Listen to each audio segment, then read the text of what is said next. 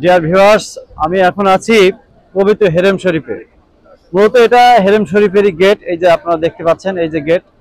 তো আপনাদেরকে আমি দেখাবো জমজম কূপের পানি কিভাবে সংগ্রহ করতে হয় এবং এই জমজম কূপের পানি যে পয়েন্ট আছে সেই পয়েন্টে আপনাদেরকে নিয়ে যাব। আমি সরাসরি আপনাদেরকে দেখাবো সারা এই যে মক্কার বিভিন্ন জায়গায় এই পয়েন্টগুলো আছে।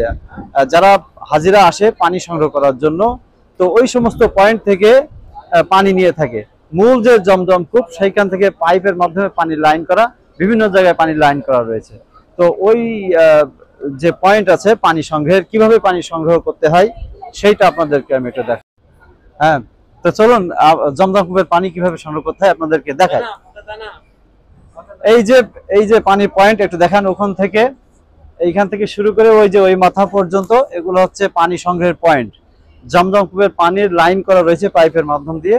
তো সবাই এই যে এখানে একটু দেখাই, এই যে এখানে এখানে গ্লাস দেওয়া আছে, ওয়ান টাইম ইউজেবল গ্লাস। এই গ্লাস এখান থেকে দেখেন সংগ্রহ করতে হয়, এভাবে টেনে নিয়ে এই যে এইভাবে সংগ্রহ করতে হয়। হ্যাঁ, তো পানি কিভাবে নিতে হয়, এই যে এখানে পয়েন্ট আছে, এটা চাপ দিতে হয় না, এই যে এভাবে নিয়ে হাজি সাহেব যারা আসেন তারা এখান থেকে এভাবে নিয়ে এভাবে খেয়ে থাকেন।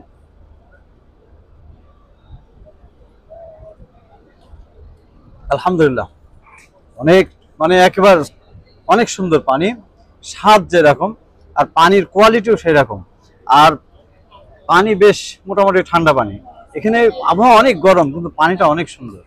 তো এই আরেকটা পয়েন্ট, এই পয়েন্টের পাশে আরেকভাবে সংগ্রহ করা যায়। দেখেন যে এই যে এখানে এই যে এই পয়েন্ট আছে, এখানে এটা চাপ দিলে এই যে পানি আসে। এইভাবে পানি নিয়ে সংগ্রহ করা যেতে পারে। এই যারা হাজী সাহেবরা আসেন তারা এখান থেকে সংগ্রহ করে থাকে। দেখুন অনেক সুন্দর।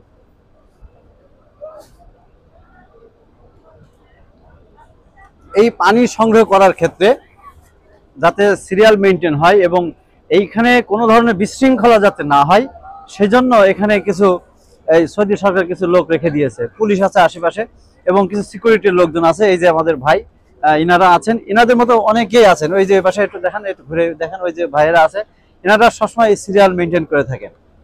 এখানে মানুষ যাতে সবাই, সমস্ত হাজিরা সুন্দরভাবে পানি নিতে পারে তার ব্যবস্থা এনারা করে থাকে। তো যারা সিকিউরিটি কাজে নিয়োজিত তাদের ভিতরে আমাদের দেশীয় এক ভাইকে পেয়েছি, বাংলাদেশি ভাই। এখানে আপনারা এখানে নিয়ন্ত্রণ করতেছেন আপনারা, তাই না? কাঁচা লাগানো, কাঁচা উঠানো, এই দায়িত্ব আর কি দায়িত্ব দেওয়া হয়েছে, তাই না? আপনারা এখানে একজন এক রকম দায়িত্ব পালন করেন, তাই না? আচ্ছা আচ্ছা, যাক ভাই, নাম কি ভাই? মোহাম্মদ সুমন হোসেন। মোহাম্মদ সুমন হোসেন, বাসা কোথায়?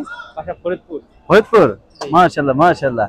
আপনি কি ভালো আছেন তো নাকি? আলহামদুলিল্লাহ। হ্যাঁ, অনেক সুন্দর জায়গায় আছেন, তাই না? হ্যাঁ, তা আমাদের উদ্দেশ্যে কিছু বলেন।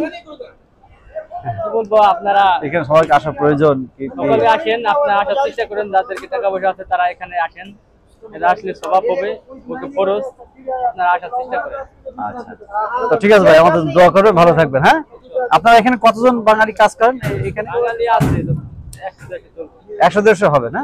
যাক আলহামদুলিল্লাহ, ঠিক আছে, ভালো থাকেন। আসসালামু আলাইকুম। এই যে আমি পানিটা খেলাম, এই যে বোতলটা, এটা তো আর ইউজ করা যাবে না, এটা তো ইউজ করার মতও না। এরকম অনেকগুলো ডাস্টবিন রয়েছে, এখানে ফেলে দেওয়া যায়। এটা দেখেন, এই দেখেন সবাই এখানে ফেলেছে। ওকে।